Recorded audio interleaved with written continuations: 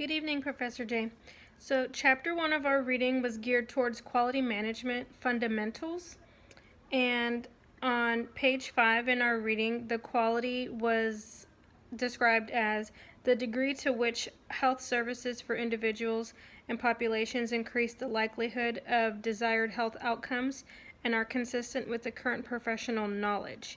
So, the key elements of this was focusing on how the quality of healthcare is today and how it's improving, and the way that managers prioritize and do their tasks effectively.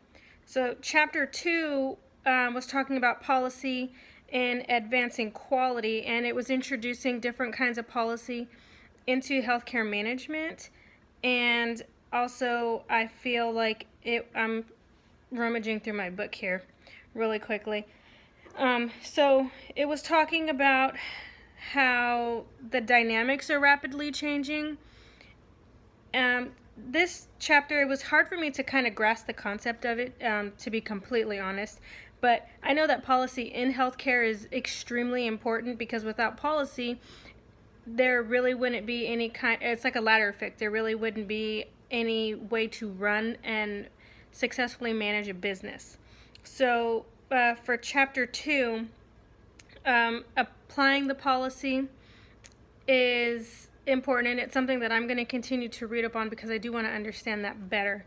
Chapter 13 was making healthcare safer for patients, and that's just in its own way, it's making healthcare safer. It's talking about what we can do as providers and professionals to continue to make the healthcare safer for all kinds of patients: pediatrics, geriatrics, people who are outpatient, inpatient. So the impact of the continuum of care, if something goes wrong with anything, it's like I had stated previously, it's a ladder effect, or domino effect, if you will. Something goes wrong, all areas of the healthcare organization can fail.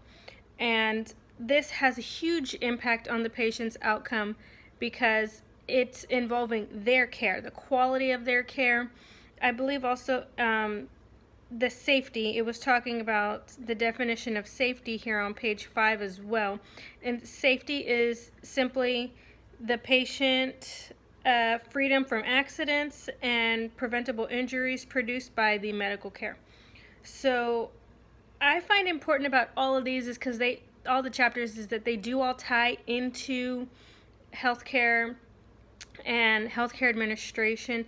I plan on using what I have learned at my daily job to try to, if I can find a way to improve something, I want to try to do that. I am very familiar with Lean Six Sigma, and I believe that that method is very, very effective. So all of everything that I'm reading, it's like a refresher to some things that I already know, but I do appreciate it. The most important things: patient safety, and the quality of patient care for me. I know that they all tie into one another, but the most important thing that I find is the quality of care. Without quality of care, we're not really doing the best to our ability, in my personal opinion. Thank you.